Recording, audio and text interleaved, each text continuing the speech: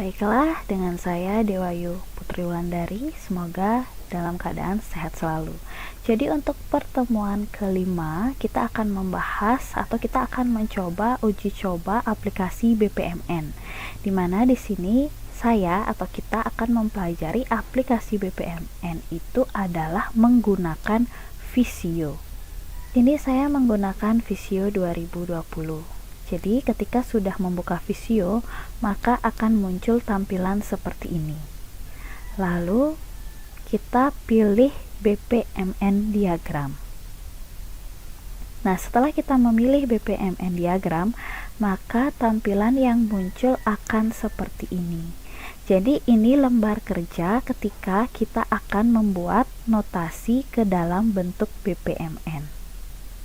Lembar kerja di sini bisa kita rubah menjadi potret atau landscape dengan cara kita pilih design, lalu kita pilih orientation. Nah, di sini ada pilihan potret atau landscape. Jika kita akan memilih potret, maka tampilannya seperti ini. Lalu jika kita akan memilih landscape, maka tampilannya akan seperti ini. Untuk notasinya, kita bisa lihat di sebelah kiri. Nah, di sini notasi-notasinya sudah terlihat berupa bentuk dan juga disertai dengan nama. Jadi, dalam membuat notasi kita tidak akan terlalu kesulitan karena di sini sudah disertai bentuk dan namanya. Jadi, tidak akan kesulitan dalam membuat notasi ke dalam bentuk BPMN sesuai dengan studi kasus yang kita angkat. Oke, langsung saja bagaimana cara pembuatannya seperti itu.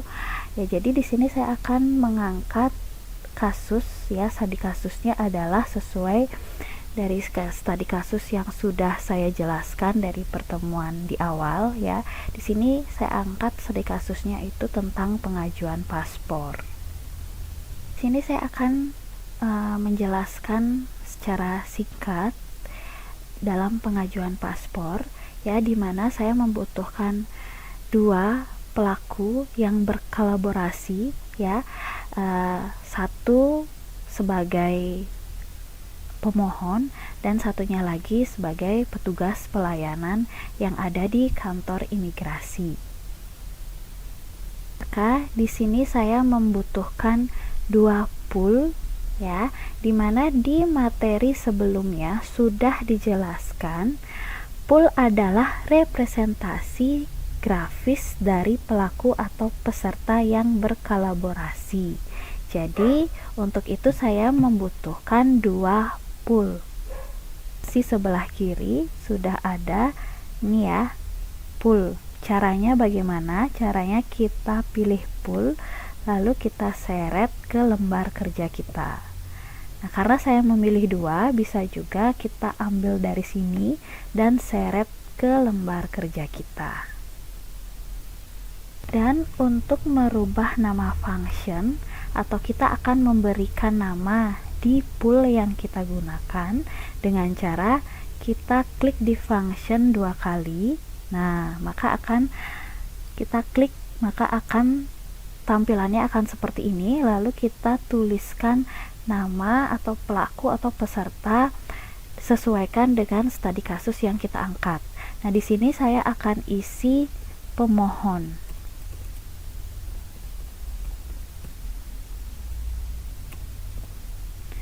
Dan di sini yang kedua, function ini saya akan berikan nama petugas layanan.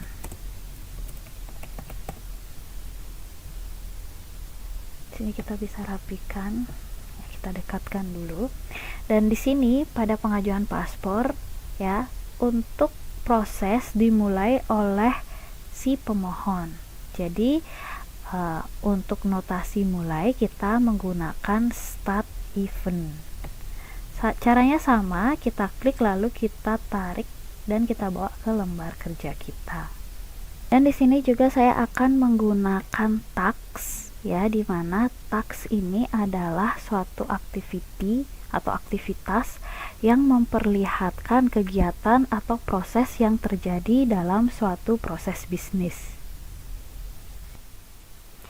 Dan di sini kita juga bisa memberikan teks ya, kita memberikan teks untuk menjelaskan atau menceritakan aktivitas apa yang terjadi pada notasi ini.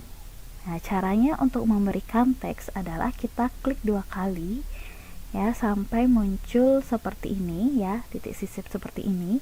Lalu kita tuliskan atau kita ketik aktivitas apa yang terjadi pada notasi ini. Nah, misalnya di sini saya akan berikan teks yaitu mengisi formulir dan persyaratan. Nah, maka di sini aktivitas ini adalah di mana pemohon mengisi formulir dan persyaratan. Di sini juga sama, bisa diberikan teks, caranya juga sama. Nah, misalnya di sini saya akan isi kegiatannya adalah memeriksa formulir dan persyaratan.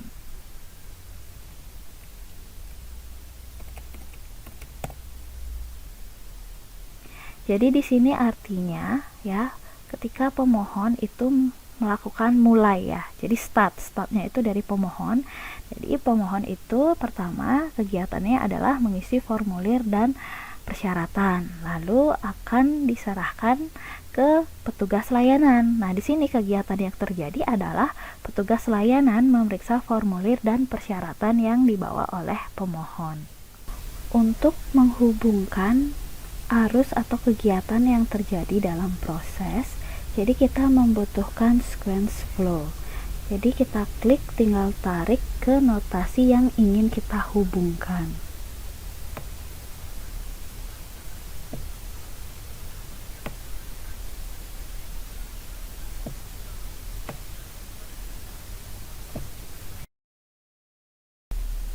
Dan jika seumpama proses atau kegiatan sudah selesai atau sudah pada tahap akhir, maka di sini kita membutuhkan notasi end event. Jadi notasi end event ini menjelaskan bahwa kegiatan yang terjadi sudah selesai dilaksanakan. Lalu kita juga membutuhkan sequence flow untuk menghubungkan arus kegiatan sampai kegiatan selesai. Nah, di sini kita bisa atur juga, tinggal ditarik aja. Lalu untuk warna atau desain itu juga bisa kita rubah, itu bisa kita pilih desain. Lalu di sini kita bisa pilih desain mana yang akan kita gunakan. Gitu, misalnya kita memilih warna biru, maka tampilannya akan seperti ini. Dan untuk penyimpanan, nah misal kita sudah selesai melakukan atau pembuatan notasi. Untuk penyimpanan seperti biasa kita pilih file, lalu kita pilih save, dan kita pilih bakal dimana kita simpan notasi BPMN yang kita buat.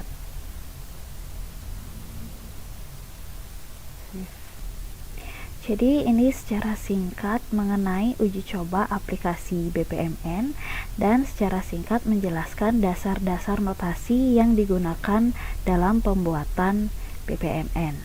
Baik, sekian dan terima kasih.